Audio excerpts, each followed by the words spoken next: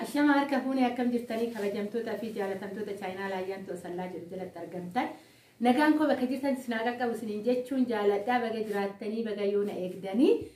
Egaa akka har'a gaaffii keessan gaggabaabsee walitti sinii cuunfee hagaarraa viidiyoo hojjedhe gubbaarratti deebii sinii deebisuuf kara keessan dhufee too jira. Viidiyoo kana warroon isinitti tolee laayik gochuudhaan hiriyoota keessan biraan gaa akkasuma sheerii godhaadhaa. Yaada soggaa qabaatan saanduqa koomentii jalatti naa barreessuun dagatinaa siniin jechuun jaaladhaa. Egaa warroonni haarawaa taatan soggaa irratti gamanuma sabiskiraayibii godhaa. Kan miidiyaa kanarratti darban hordoffaan affeerraa kootidha. Viidiyoo doo isinitti dheereessinan wantoota ijoota qabxii ijoo ta'an isiniif deebisuudhaafan kara keessan dhufe keessattuyyuu waa'ee majalisitti wal qabatee ansoolaa koofartii kanaan wal qabatee too warroonni nuuf hin galle jettanii garagara maa nuu baasuu diddee yookaan suuraadhaan maa nutti argisiisuu diddee kan warri jettani suuraan achuma gubbaarra jira. Itti aansuudhaan keessattuu ansoolaa gubbaarratti waliin dubbachuu barbaadu.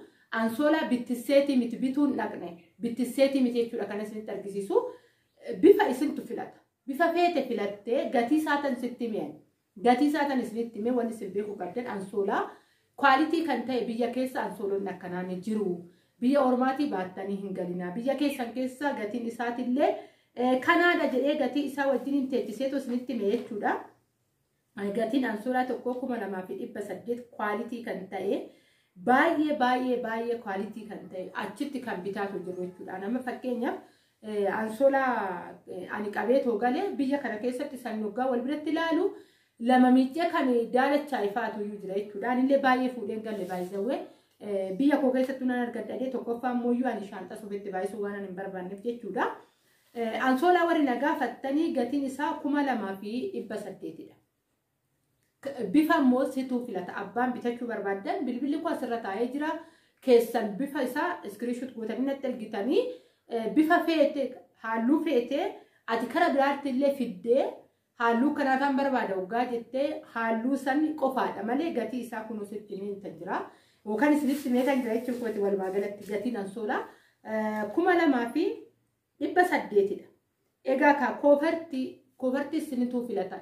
Halluu gatii isaatiidhaan kan isinitti himu gaafa bitachuu barbaadde bifa akkanaataan barbaade jettee iskiriishuut gootee kan feete irraa buuftee abdii feete irraa buuftee halluu san inni argatta. Gatii isaatiidha kan isinitti hime 3,000dha koofartiin.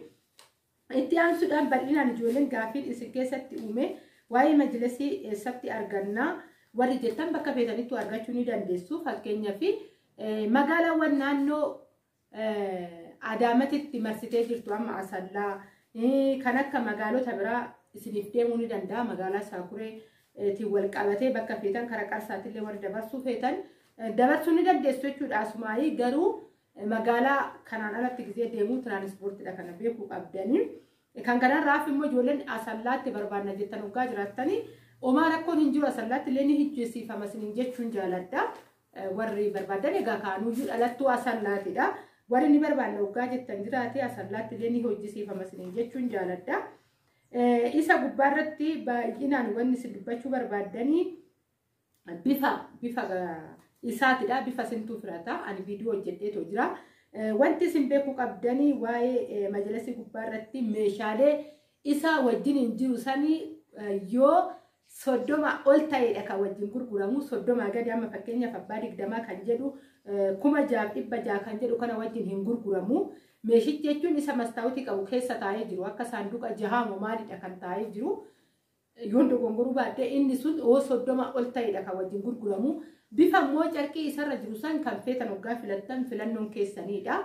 Ni argattu jechuudha. Itti aansuudhaan abbaan 30,800dha. 8,800 kana wajjin illee hin gurguramu.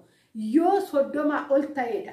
30 ol ta'e meeshaa sun wajjin hin bitama. Warroonni mana keenya miidhagfannettanii 30 ol talabachuu ni dandeessu isiniin jechuun jaaladhaa bitachuu ni dandeessanii. Abbaan 25 immoo 7,800dha. Baay'izawwan waa lamaadha wanti kuni kan isarra gadi buullee ishee micayyoo viidiyoo irratti argamtu suni soofichi sun xiqqoo gadi bu'aadha gatiin isaa isiniin jechuun jaaladhaa. Garuu meeshichi bakka lachuuyyuu kwaalitiidha. Sababbiin isaa isa kan isiin kan qabdu 20 fi 25 qofaadha. Kan 30 hin qabdu jechuudha. kanatti gadi bu'e. Waan biraa maalinni kwaalitiitu garaagaraa jenna. Achi keessatti immoo waa lamaadha. Soofaa san kan carqiidhaan kan mukaan hojjetamutu jira, kan roormaanidhaan hojjetamutu jira jechuudha. Kunillee filannoo mataa keessaniitidha. Akka isin hojjisiifattanii kan isin filattan irratti hojjisiifattu jechuudha. Egaa kana sirriitti meeshaadha baasitti itti ba'a waan ta'eef iyyuu sirriitti xiinxaltanii laaluu ni dandeessu. Gatii isaa kunoo isinii teechiseera. Bifoota isaa ani isinii teechiseera. Filannoon keessanidha. Ani kanan filadhe. Fakkeenyaaf ani kan 1600 kana filadhe abbaa 20 jechuudha. Olka'iinsi isaa kan 20 ta'e jechuudha. Filadhee jira. Bifa kanaan naa hojjetamu yoo jettee carqii achirra jiru isintu filata jechuudha abbaan dhimmicha. Kanaadha kan nuun galle jettan gubbaa irratti gatiin isaa kunoo kana fakkaata. Kan biraa wannumti nama dhibu yookaan immoo nama rakkisu hin jiru. Inni guddaan maalinni itti siqxanii too gaafa bituudhaaf itti siqxanii fi callistanii gaafa gaafattan bitaas namatti galuu danda'a jechuudha. Gaafattanii too erga argitaniin booda itti siqxanii gaafa bittanii fi gaafa gaafattan garaagarummaa qaba. Egaa meeshaa gaafattan keessaa kanneen irratti fokosii gootanii too jirtanii akkasumas immoo waa'ee firiijii waa'ee televezyiinii egaa ka viidiyoo qabadhee dhufee tanan isarratti mee yoo isinii galuu baate irratti deebi'ee too dubbadhaa viidiyoon koo kana fakkaata isiniin jechuun jaaladhaa isinii deebi'ee jedheen abdii qabaa warroonni ansoola irratti keessattuyyuu ansoola bifa isaa nutti argisiisettanitti bifa akka feetanitti filachuu dandeessan isiniin jechuun jaaladhaa bifni feetan guutee jira. Isin online irraa illee ta'u shot gootanii bifa kanaataan barbaada jechuu ni dandeessanii garuu ani kanan jedhee achirratti dhiyeesse ansoolaan kwaalitii ta'e haala kanaan ni jira.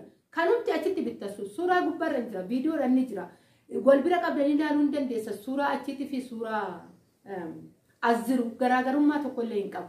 Achi keessa kan jiru immoo yabbinnii fi yoggaa miiccituuyyuu miiccaa danda'uun saamunaa asii danda'uun iyyuu garaagarummaa qaba. Ana fakkeenya hodoon gadi fuudhee too isinitti argisiisan tolotaa gaamma afachaa too jiru keessaa jechuudha. Hagamtu akka feekii ta'ee achitti hin bitee jechuudha. Kanuma isaan afatan.